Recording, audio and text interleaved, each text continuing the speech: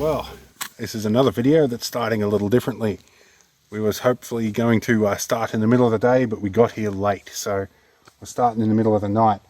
And of course we've got no fire and it's dark and I'm lazy, so I'm going to use a pocket knife and hand sanitizer to get me fire going to start with.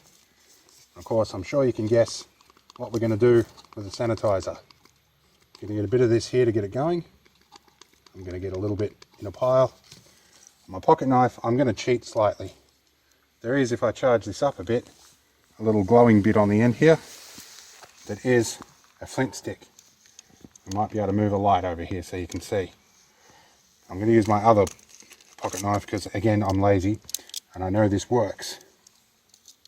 Now, I think it's a saw blade in this. I can strike this to create a spark.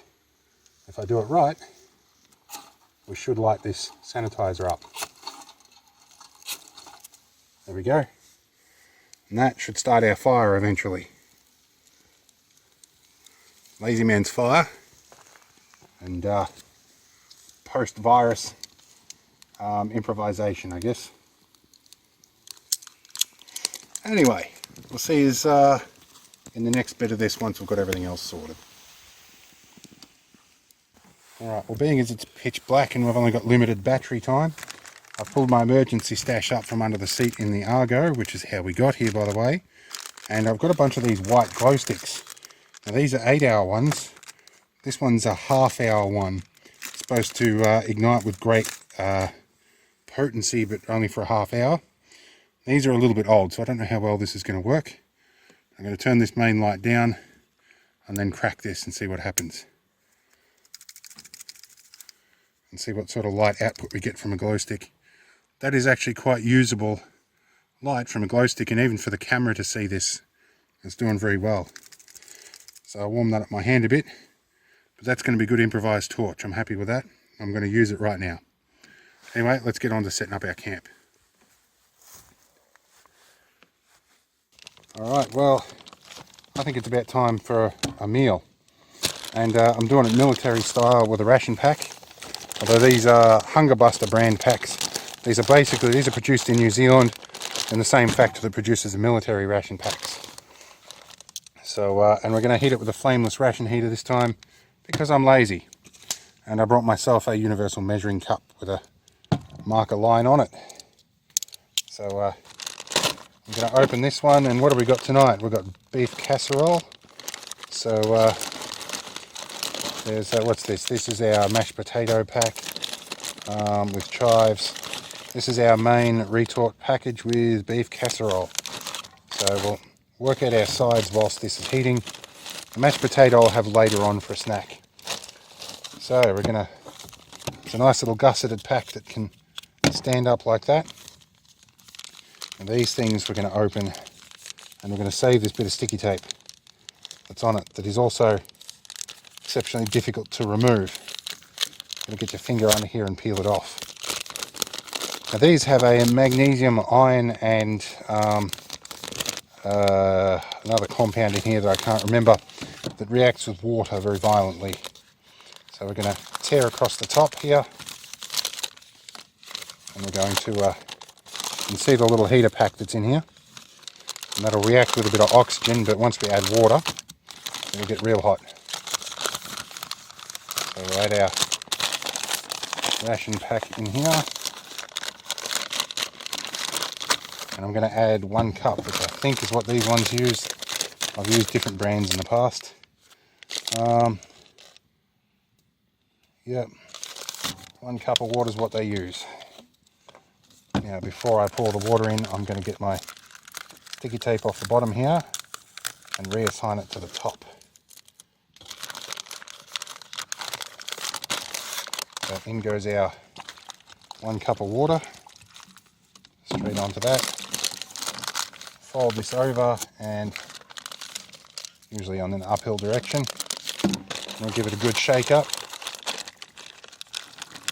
and then we'll sit it here and let it steam away and cook our meal. So we'll cut forward to when this is hot. Alright, so it's been about 3 or 4 minutes and she's boiling away here. I'm just working out what I'm having for the sides. I think I'm going to have some crackers. I'm going to make myself a cup of tea as well, and I'm going to use some condensed milk. If I'd remembered to bring a beverage bag, I would have made me a cup of tea up and put it in there as well, but we're going to cheat and use a gas flame and my kidney cup. But anyway, this will be warm enough soon enough. So we're about sort of 10 minutes or so into it. I'm just going to leave this go and I'll pull it out fairly shortly. It's probably going to be plenty hot enough for my liking. I'm looking forward to trying the beef casserole. I haven't tried that menu yet. And our hot water's boiling, and of course we can't see much. We're looking in the back of the Argo here in the custom little table I made to sit across the back seats. So it'll be interesting, and I had to check how much battery life we have on our light here. We're doing pretty well. So we're running that at minimum brightness, so things will look a little bit blurry at the moment because of the exposure rate dropping back. But we're doing all right, and I'm going to find my chair, which is off in the dark over here somewhere. I should probably put the light on my camera in a minute. But anyway, it looks like we've got a lot of crap here. Most of this is because we intend on filming stuff. In reality, I pretty much need this pack over the back here that we can't really see. That pack there for my rations. That pack there for there's all really extra filming stuff. I don't really need that. And that's a first aid kit. But yeah, pretty much a hammock the size of this spare one here, one of those tarps, and that bag is really all I need for what I'm doing. Everything else is all either maintenance stuff for the Argo, a bit of luxury stuff like a folding seat, laptops, extra tools, spare batteries, big battery bank, all that sort of stuff. They're all luxuries. But yeah, we're doing pretty well. And we travelled probably about 15 or 20 Ks today to get here. And some of it over some rough terrain. This thing does about 30 kilometers an hour at top speed, but that's about as fast as I'd be on some of these tracks, or even a lot faster in a four-wheel drive. So yeah, we've got here, but a bit of an inadvertent overnight stay. We got here too late, and we're in a bit of a dead spot. We do have satellite communicators and stuff, but we're just going to stick it out until morning and then see what we do. And it looks like from that this is slowed down. It's probably my dinner's ready, so I'm going to pull that out, open it up, have a feed. I'm going to do all that off camera because I'm tired and I want to eat, and I want my cuppa. So I'll see you all in the morning.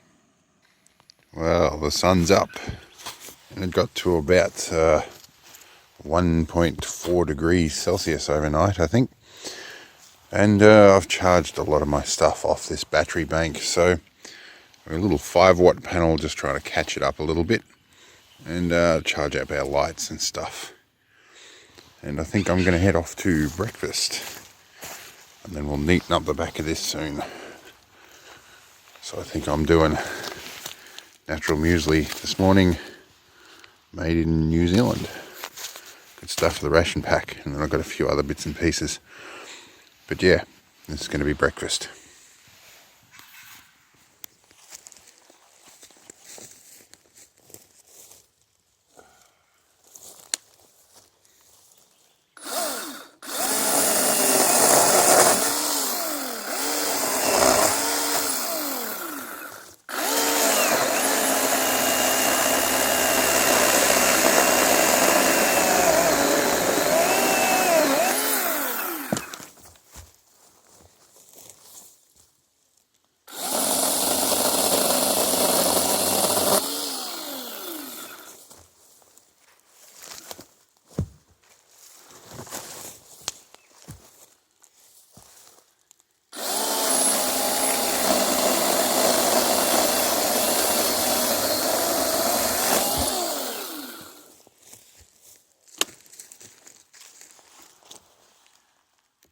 Alright, and being as we're out here, I'm going to test out an old favourite. Finally got this one back after several years. And this is a dual caliber that takes 22 magnums and 410 shotgun shells. So it's a single shot, and it's a Savage Model 24. So we're going to try this out for the first time in quite a while. The bores are clean and I've checked them. So let's try our termite mound backstop. We'll try our 22 Magnum first.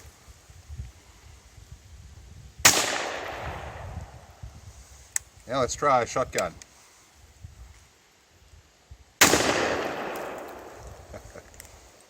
Rightio. Good stuff. Alright, so we packed up and broke camp and went for a bit of a drive. Now we're on the top of a hill that used to have a fire tower on it. So we're doing pretty well. And we've been down some decent tracks down here that have got some big anti-erosion trenches across them. So that's been fun getting up those hills. But yeah, used to be an old fire tower up here, and it's got quite a decent view. And being an ex-fire tower operator myself, it's a notable location, along with my finger in the way. So we're going to have some lunch and move on a bit.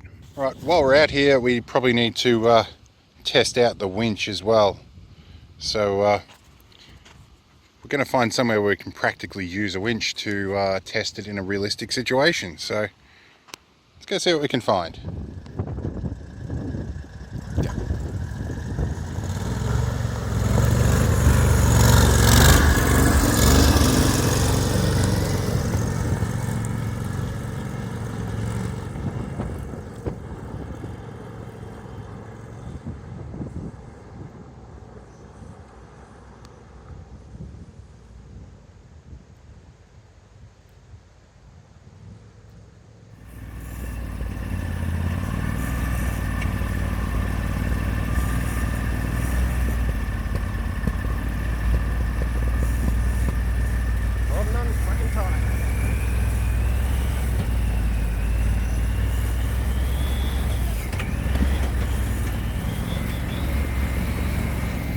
And that's the scariest part of the weekend over.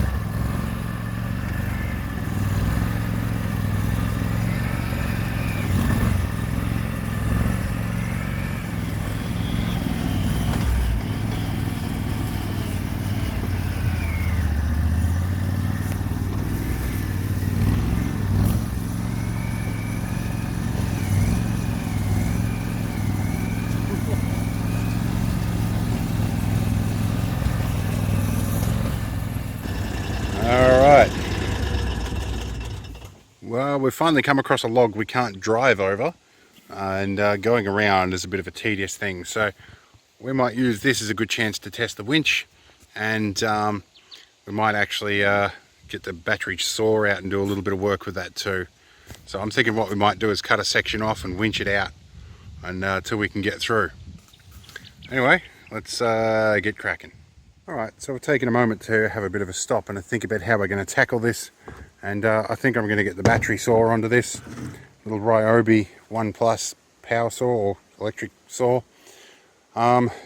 He's actually got about as much horsepower as my little tiny petrol one that I normally take with me, but a lot lighter and a lot less trouble.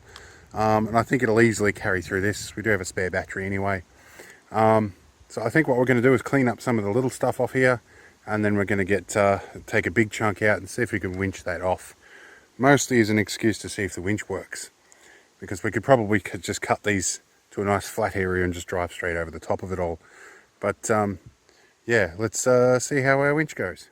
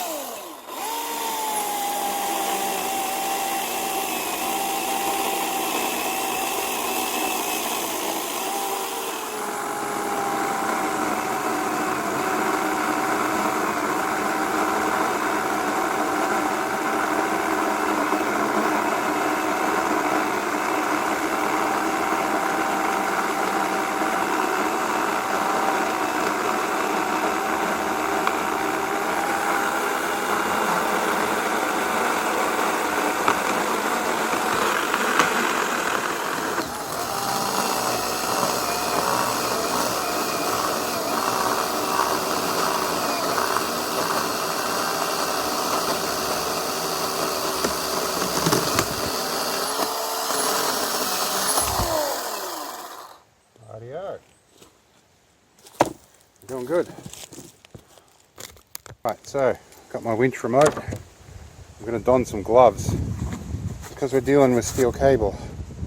These are my filming gloves from my workshop that have been reassigned after they were replaced for proper welding gloves. Well, these are TIG welding gloves anyway. Alright, let's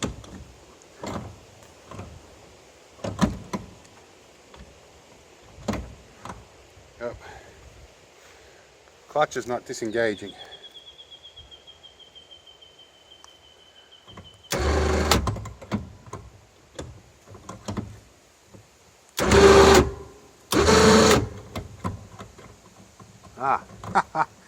It's caught in the heart.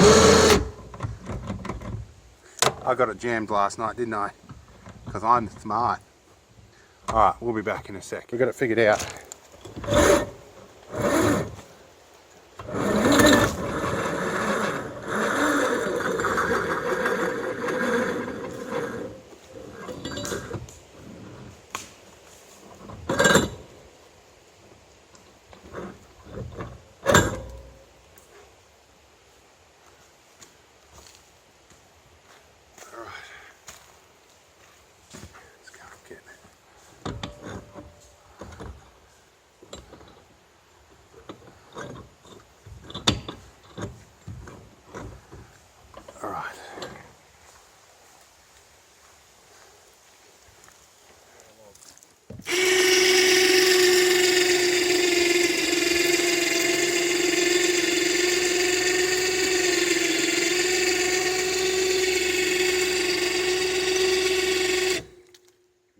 Break again, just a little bit at a time. Check how we're going for cable. We should almost be there.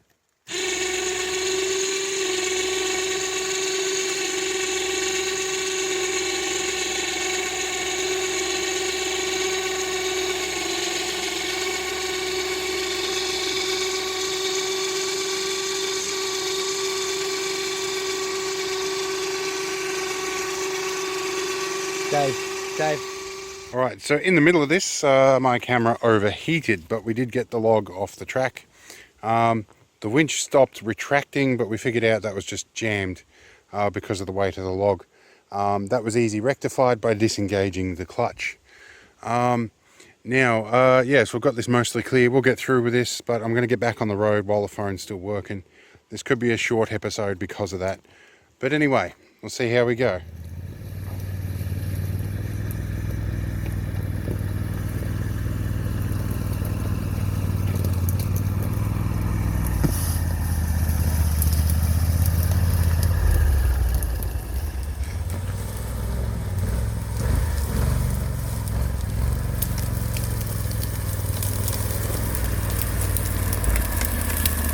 Hey man, come through here. There are some scary big holes hidden in there. Yeah, come through here.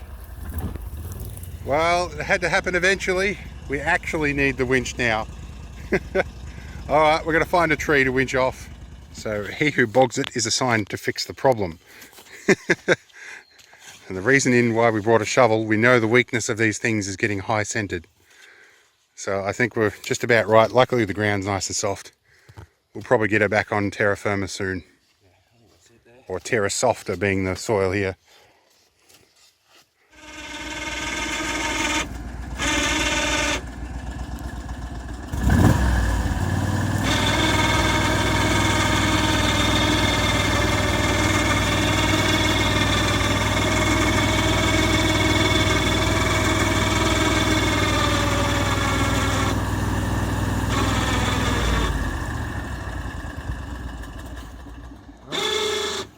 It. We've probably got traction now, I reckon. I reckon We'll too. give it a crack and see if we can get out.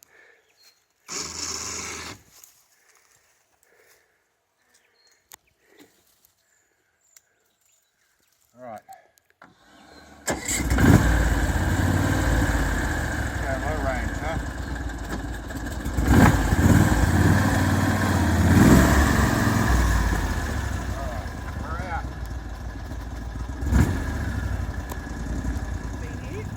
Oh my god!